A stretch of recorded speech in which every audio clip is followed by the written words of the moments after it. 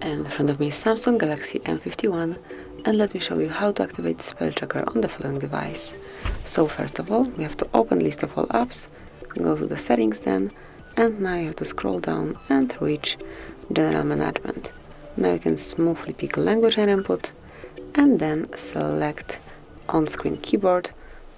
Check which is yours. As you can see, it's Samsung keyboard. If you cannot see it here correctly, it's written right here.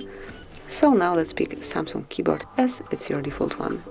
Now go to Smart Typer, and right here you've got Auto Spell Check, and all you have to do to activate it is to click on the switcher. And that's it. As you can see, Auto Spell Check is active. Thank you for watching. Please subscribe our channel and leave the thumbs up.